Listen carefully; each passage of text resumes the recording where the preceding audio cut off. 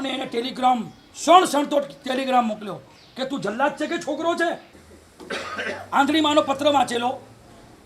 એ વાંચ્યા પછી તમારા આંખમાં આંસુ નહીં આવે હું માની જ નહીં શકું કે હું પોતે રડ્યો હતો. એક આંધળી માં છે અને એને વેતરા કરીને ભણાવવા માટે વિલાયત મોકલ્યો છે અને વિલાયતમાં ભાઈ ભણતા ભણતા જોબ લાગી ગઈ, કરોડો રૂપિયા કમાય છે. આ કોઈ ગોરી છોકરી સાથે એને અફેર થઈ ગયું, લગ્ન કરી લીધા. મમ્મીને જણાવી દીધું કે હું અહીંયા પરણી ગયો છું, સેટલ થઈ ગયો છું. દીકરાએ વાત કરી કે મારી માં છે પણ આંધળી છે, બ્લાઇન્ડ છે, પ્લીઝ તું આપણે એમને અહીંયા લઈ આવીએ. ઓલી ગોરી ભૂરી છોકરીએ ના પાડી દીધી કે તમે જોઈએ એટલા પૈસા મોકલાવી દો પણ તમારી આંધળીમાં મારા ઘરે નહીં જોઈએ.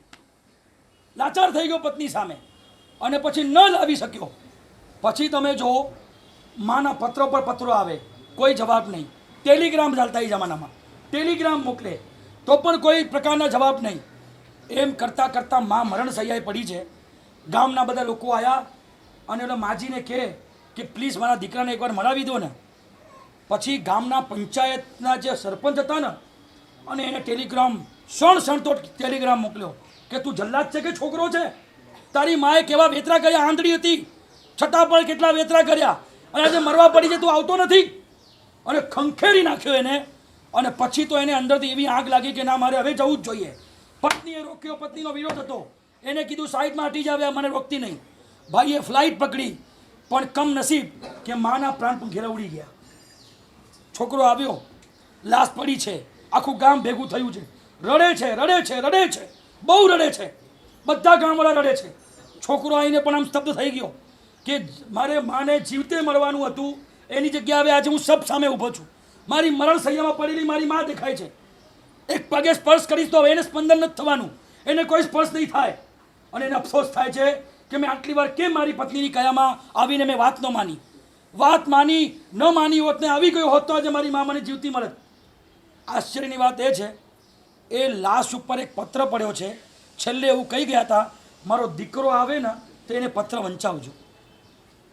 સરપંચે કીધું કે આ પત્ર જરા વાંચી લે ભાઈ, તારા માની અંતિમ ઈચ્છા છે.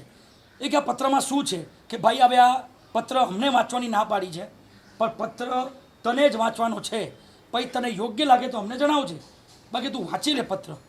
પત્ર ઉઠાયો, પત્ર ખોલ્યો, અંદર લખેલું તો બેટા તું જ્યારે મારી પાસે આવીશ ત્યાં સુધીમાં તો હું ભગવાનના ઘરે પહોંચી ગઈ હોઈશ, નહીં મળી શકીએ આપણે. બહુ પત્રો લખ્યા તને, બહુ યાદ કર્યો. મારા જિંદગીના છેલ્લા શ્વાસ સુધી મારા મનમાં, મને રગે રગમાં તારું જ નામનું રટન હતું કે તું મને એકવાર મળી જાય તો સારું. પણ તું ન આવ્યો અને હવે તું આવીશ ત્યારે હું નહીં હોઈશ. પણ એક વાત મેં તારાથી છુપાવી છે જે આજે આ પત્રથી ખુલાસો કરવા માંગુ છું. જ્યારે તું 6 વર્ષનો હતો ત્યારે આંખમાં ઝામર આવી ગયા હતા. ડૉક્ટરે કીધું કે આ ઝામર મટાવી શકાય એમ નથી અને ધીમે ધીમે તારું જોવાનું વિઝન ઓછું થતું ગયું, તું ટોટલી બ્લાઇન્ડ થઈ ગયો હતો. 1 વર્ષની અંદર ડૉક્ટરે હાથ ઊભા કરી દીધા હતા. મેં બધા ડૉક્ટરને બતાવ્યા, એમાં એક ડૉક્ટરે કીધું કે જો આપણે આઈ બેંકમાંથી જો આંખ મળી જાય તો આપણે રિપ્લેસ કરી દઈએ તો કદાચ તમારો દીકરો દેખતો થઈ જાય. ત્યારે મેં મારી ખુદની આંખો તને એ દિવસે આપીને હું આંધળી થઈ ગઈ. હું નહીં જોઈશ તો ચાલશે, મારો દીકરો જોવો જોઈએ. ત્યારે તો દીકરાને ખબર પડી કે મારી માં જન્મથી આંધળી નહોતી, મારા માટે આંધળી થઈ છે.